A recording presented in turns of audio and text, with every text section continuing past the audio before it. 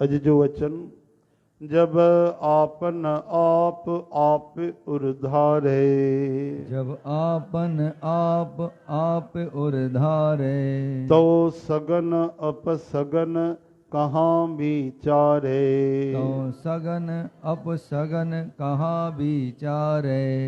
जॾहिं प्रभु पंहिंजो पाण खे पंहिंजे हृदय में धारण कयो, दिल में धारण कयो, तॾहिं शगुन ऐं अपशगुन इहो केरु पियो वीचार करे। चओ हरे राम। हरे राम। हीअ जहिड़ी तरह तव्हांखे ॿुधायो आहे कि हीअ जेकी परिस्थिति आहे इहा महाप्रलय वारी, जॾहिं केवल श्री भॻवान बचंदा आहिनि ओॾी महिल जी, त केवल श्री भॻवान हा, असां सभु काथे हुयासीं? असां सभु श्री भॻवान जे महास्वरूप में लीन हुयासीं। और जॾहिं असां भॻवान में लीन हुयासीं त पोइ कोई बि असांजे अंदरि संकल्प विकल्प न हा, वीचार न हुया। तंहिंजे करे जॾहिं कुझु हुयो ई कोन, क्रिया ई न हुई, त पोइ वरी शगुन बि न हुया त अपशगुन बि न हुया। हे सुठो सगुन थियो आहे, ॾाढो बढ़िया। हे ख़राबु शगुन थियो, मूंखे लॻे थो कुझु बुरो थींदो। काफ़ी जीवन में कई ॾींहं त ईअं ई गुज़री वेंदा आहिनि असांजा, थोरो सुठो ॾिसंदा आहियूं त प्रसन्न थींदा आहियूं, ऐं अपशगुन ॾिसंदा आहियूं त भउ थियणु लॻंदो आहे। लेकिन जॾहिं भॻवान में माण्हू लीन आहे त पोइ कहिड़ो अपशगुन? कोई अपशगुन कोन्हे, पर शकुन बि कोन्हे। यानी अगरि दुख कोन्हे त सुख बि कोन्हे, सहज अवस्था आहे, आनंद जी अवस्था आहे। सुख दुख ईंदो आहे, ख़ुशी गम ईंदो आहे, हानि लाभ थींदो आहे, जीवन मृत्यु थींदो आहे, लेकिन आनंद भगवान जो स्वरूप आहे। सचिदानंद, ओम सचिदानंद रूपाय विश्वोत्पत्त्यादि हेतवे तापत्रय विनाशाय श्री कृष्णाय वयम नमः। इहो भगवान जो स्वरूप आहे। त उहा ई अवस्था जेकी भगवान में लीन आहे त कुझु बि कोन्हे, कुझु बि कोन्हे, केवल श्री भगवान आहिनि, उहो परम आनंद आहे। लेकिन ब्रह्म ज्ञानी जीते जी बि उन अवस्था में हूंदो आहे। ब्रह्म ज्ञानी जो अर्थ ई आहे जेको ब्रह्म में समायल आहे। ब्रह्म ज्ञानी सदा निर्लेप, जैसे जल में कमल अलेप। त उहो भगवान जे स्वरूप में स्थित आहे। इन ई तरह सां भक्ति योगी भक्ति करे उहो बि भगवान में लीन थी वेंदो आहे। इन करे ॾाढी ऊंची अवस्था आहे। असां भगवान जो भजन कयूं, धीरे धीरे भगवान गीता में जेके सात्विक गुण ॿुधाया आहिनि, सात्विक संपदा ॿुधाई आहे, उहा असां धारण कयूं। संतनि जा 39 लक्षण। हिकिड़े महात्मा फ़क़ीर खां सेवक पुछियो त संसार में थोरी थोरी ॻाल्हि में असां दुखी था थी वञूं, केॾी महिल ख़ुशि था थियूं, वरी उहा ख़ुशी लही थी वञे, सुख थो अचे, दुख थो अचे, मन ॾाढो ख़राब थो थी वञे, कीअं इन्हनि खां बचिजे? तॾहिं उहे विदेशी महात्मा हा जेके, उहे चवणु लॻा त हिन कब्रिस्तान में तूं वञ, जेके बि मुर्दा आहिनि सभिनि खे हथ जोड़े करे उन्हनि जी प्रशंसा करे आ, उन्हनि जी तारीफ़ करे आ। जी गुरु जी। उहो वियो, सभिनि जी प्रशंसा करे आयो, तारीफ़ करे आयो। वरी उनखे चयूं वञ हाणे सभिनि खे तूं वञी करे जेके बि कब्रिस्तान में मुर्दा आहिनि उन्हनि खे वञी करे घटि वधि ॻाल्हाया, उन्हनि खे वञी अपमान करे आ। वरी वियो गुरुअ जो चवण मञी करे कब्रिस्तान में सभिनी मुर्दनि खे वञी करे घटि वधि ॻाल्हायईं, अपमान कयईं। वापसि आयो, चईं गुरु जी इहो कमु बि करे आयुमि। त गुरुजीअ पुछियुसि जेॾी महिल तूं हुननि जी तारीफ़ कई त कोई ख़ुशि थियो, उथियो, तुंहिंजो सन्मान कयईं, धन्यवाद कयईं? चई न, मुर्दा आहिनि, काॾों उथंदा, कोई बि न उथियो। अच्छा, जेॾी महिल अपमान कयनि, घटि वधि ॻाल्हाइनि, कोई नाराज़ थियो, कंहिं तोखे धकु हयो, शिकायत कई? चई न गुरुजी, कोई बि न उथियो, मुर्दा आहिनि। चईं बसि, अगरि तूं जीते जी मुर्दो थी वेंदे त सदा सुखी थी वेंदे। मरण खां पोइ त सभु मुर्दा ई थी वेंदा आहिनि, पर जीते जी मरी वञ, कंहिंजे लाइ? मान अपमान हानि लाभ समता असमता विषमता, इन्हनि जे लाइ सदा सम रहो, सदा आनंद में रहो। मर जीवे मरिया राम राजे। मरी करे पोइ जी ॾिस केॾो आनंद आहे। जी करे त सभु मरंदा आहिनि, मरी करे तूं जी ॾिस, पोइ तोखे उहा सहज अवस्था परम आनंद जी अवस्था मिलंदी। ये केवल चवण जी ॻाल्हियूं न आहिनि, प्रयोग करण जी ॻाल्हियूं। कि माण्हू पंहिंजो धर्म निभाए, इन जो मतिलबु इहो न आहे कि माण्हू सेवा न करे, कंहिंजी मदद न करे, न सभु करे, लेकिन भीतर तूफ़ान न अचणु खपे।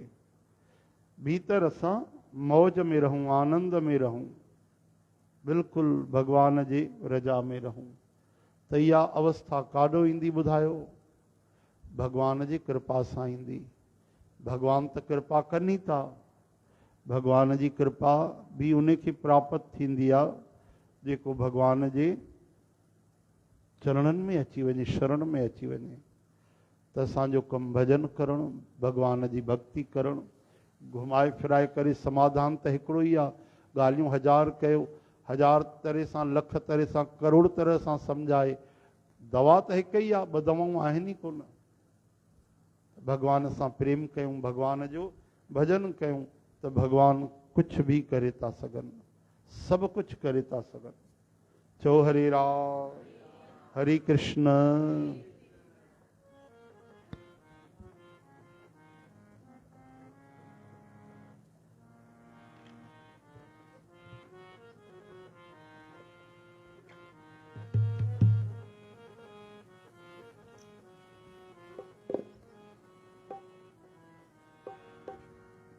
सुखमनी साहब जी वाणी गुरु अर्जन देव महाराजन चवनि था कि सॼी गड़बड़ थी वञे, कमु ग़लति थी वञे, अगरि जीवन जी ज़िंदगीअ जी अगरि पूरी यात्रा टुटी बि पए तॾहिं बि न घबरायो, छो जो असां जेको नथा करे सघूं उहो ई भगवान सभु कुझु करे था सघनि।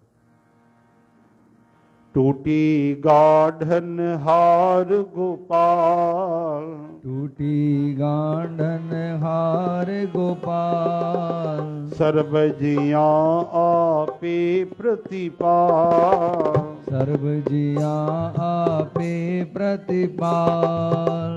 टूटी गाढ़न हार गोपाल, टूटी गाढ़न हार गोपाल, सर्व जिया आपे प्रतिपाल, सर्व जिया आपे प्रतिपाल। सगल की चिंता जिस मन माहे, तिस ते बिरथा कोई नाय। सतनाम श्री वाहिगुरु, सतनाम श्री वाहिगुरु, सतनाम श्री वाहिगुरु, सतनाम श्री वाहिगुरु।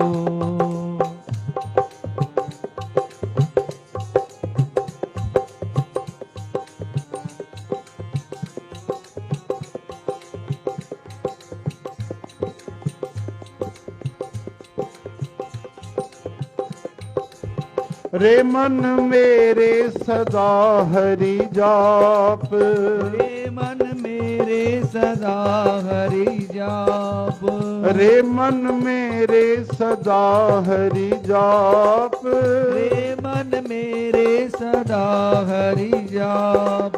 अविनाशी प्रभु आपे आप, अविनाशी प्रभु आपे आप। रे मन मेरे सदा हरि जाप, अविनाशी प्रभु आपे आप। सतनाम श्री वाहिगुरु, सतनाम श्री वाहिगुरु, सतनाम श्री वाहिगुरु, सतनाम श्री वाहिगुरु।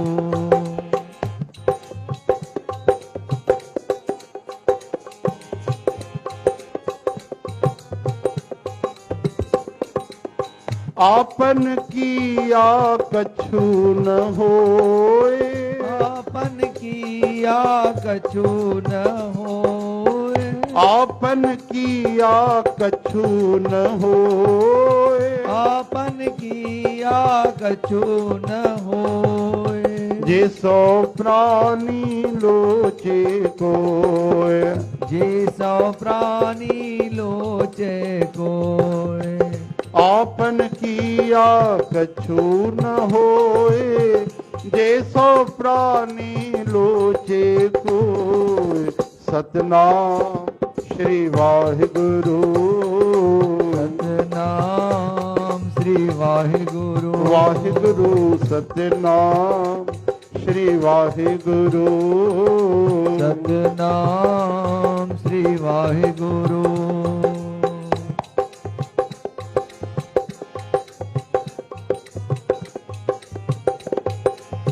तिस बिन नाही तेरे किछ काम, तिस बिन नाही तेरे किछ काम।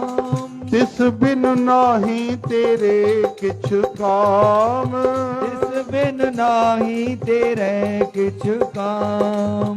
गति नानक जप एक हरि नाम, गत नानक जप एक हरि नाम।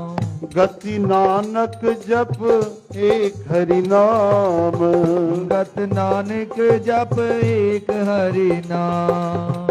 तिस बिन नाही तेरे किछ काम, गत नानक जप एक हरि नाम।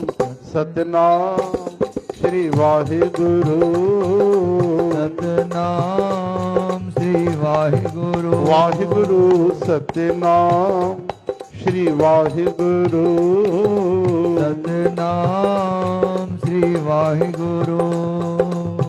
टूटी गाढ़न हार गोपाल, टूटी गाढ़न हार गोपाल। सर्व जिया आपे प्रतिपाल, सर्व जिया आपे प्रतिपाल।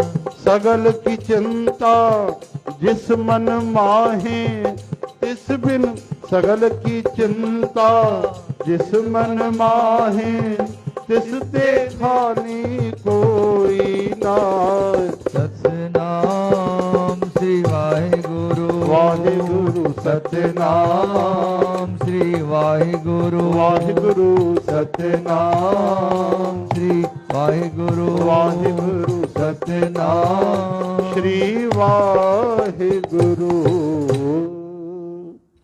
बोल गुरु नानक देव की जय। केॾी सुहिणी ॻाल्हि सतगुरु चवनि था, भाई चिंता न कयो, सगल की चिंता जिस मन में आहे। उहो हिकिड़ी नंढी सी जीव जी बि चिंता कंदो आहे। असां छा कयूं? चवनि था तिस बिन नाही तेरी किछ काम। हर माण्हूअ खे ध्यानु ॾियण वारी ॻाल्हि।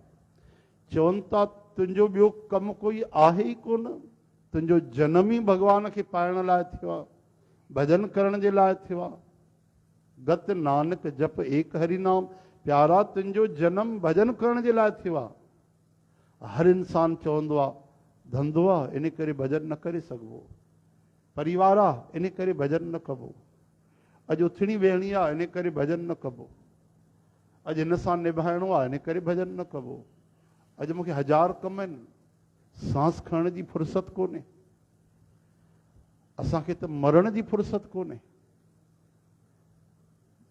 ॼण काल तव्हांखां अपॉइंटमेंट वठी ईंदो भई कॾहिं तव्हांखे वठी हलणो आहे भाई समय जो तव्हांखे कीअं ॻाल्हाईंदा आहिनि माण्हू त चवनि था उनजे अलावा तुंहिंजो कोई कम ई कोन्हे भॼन जे अलावा ऐं भॼन छॾे करे तूं सभु कम थो करे माण्हू छा चवंदो आहे अॼु हे कमु आहे अॼु ग्राहक आहिनि अॼु हीअं अॼु महिमान आया आहिनि अॼु हो आहे ओहो संत चवनि था बाहि ॾेई साड़े छॾ इन्हनि कमनि खे उथणी वेहणी बि कमु न ईंदव ॾाढी सुठी ॻाल्हि आहे समाज सेवा कजे पर समाज बचाईंदी मरण महिल समाज कंहिंखे नरक वञण खां बचाए सघी आहे भॼन बचाईंदो भक्ति बचाईंदी हिते चार माण्हू नाराज़ थींदा रुसी वेहंदा छा थींदो लेकिन असली कमु चुकिजी वियो पोइ जेके बि कम थिया उहे ईअं ई जीअं पाणीअ ते लकीरूं आहिनि साम्हूं अगरि हिकु न लिखो पोइ केतिरो बि लिखंदा वञो जीरो जीरो कुझु बि लॻाईंदा वञो त उनजो मतिलबु ई न आहे जेसि ताईं साम्हूं अंक न आहे राम नाम को अंक है सब साधन है शून्य अंक गए कचक रहे अंक बि जुड़ी वञे जीरो बि हली वञे त 10 ॿ जीरो शून्य जुड़ी वञनि त 100 हिकु हिकु शून्य बि जुड़े त 10 गुना वधंदा वेंदा आहिनि ॿुधायो इन करे असली कमु आहे तेरे किछ काम हिकिड़ो एतिरो ई वचन माण्हू यादि रखे त उनजो कल्याण थी वेंदो हिकु ई वचन शास्त्रनि में इहा ॻाल्हि बि लिखियल अथव त वधीक प्रवचन ॿुधण जी बि ज़रूरत कोन्हे वधीक प्रवचन ॿुधण जी बि ज़रूरत ई कोन्हे सार सम्झी वियो भॼन करिणो आहे भॻवान जो ॻाल्हि ख़तमु बिना कंहिं स्वार्थ जे प्रेम सां भॼन कयो हथनि सां कोई मिले त हुनजी सेवा करे छॾियो बाक़ी त पोइ उहो भॼन करिणो आहे बाक़ी त पोइ हुनजी गीता पढ़ो हुनजी कथा ॿुधो प्रभु जा भक्तनि ॾींहं राति उनजी बंदगी कयूं उनजो सिमरन कयूं छा ॿुधी करे कंदासीं वधीक लेक्चर वधीक भाषण ॿुधण जी कहिड़ी ज़रूरत आहे भाषण ई वणनि था तव्हांखे त भॻवानु परमात्मा जी वाणी ॿुधो न भॻवानु कृष्ण जी वाणी ॿुधो कंहिं माण्हूअ जी ताक़त आहे बचपन में असांखे किताब पढ़ण जो ॾाढो शौक़ु हूंदो अलॻि अलॻि राइटर जी लेखक जी किताबूं वठी पढ़ंदा हुआसीं पर भॻवान जी जॾहिं कृपा थी भगवत गीता पढ़ीसीं उनजो विस्तार पढ़ियोसीं त पोइ ॾाढी प्यारी ॻाल्हि सम्झ में आई त जेको अनंत लोकनि जो मालिक आहे जंहिं दुनिया जी रचना कई आहे जंहिं गीता ठाही आहे ऐं जंहिं ब्रह्मांड बणायो आहे भला उन खां ॿुधी वधीक कंहिं वटि हूंदी उन खां वधीक ज्ञान ॿियो कंहिं वटि हूंदो ॿुधायो हा अरे उनजी वाणी अगरि तव्हां पढ़ी वरितो त अनंत लोकनि जा राइटर लेखक वॾा वॾा जेके दिमाग़ वारा दार्शनिक आहिनि उहे त कंहिं गिनतीअ में ई कोन्हनि न अगरि वधीक ई तव्हांखे शौक़ु आहे त पोइ भॻवान जी वाणी पढ़ो गीता पढ़ो उद्धव गीता पढ़ो कपिल गीता पढ़ो गौकर्ण गीता पढ़ो भगवान अष्टावक्र गीता पढ़ो भागवत महापुराण रामायण ये भगवान जी वाणी पढ़ो केॾो न आनंद आहे कल्याण आहे चओ हरे राम हरे कृष्ण छो जो जेके नवां नवां लेखक लिखनि था उन्हनि खे बि पतो न आहे असां सही था चऊं कि ग़लति था चऊं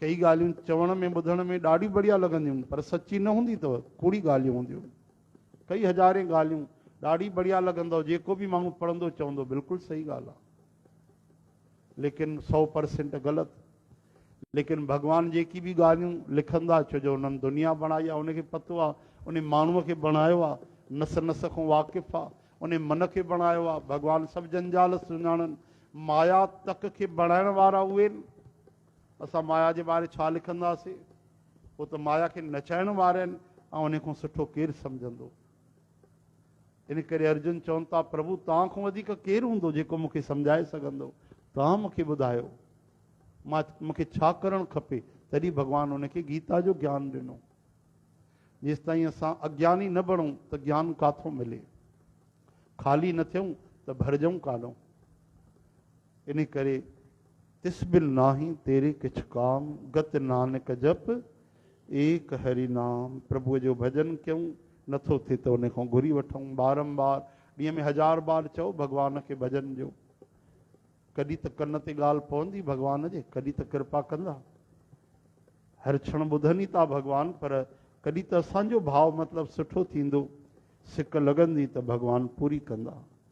बोलो वृंदावन बिहारी लाल की की जय।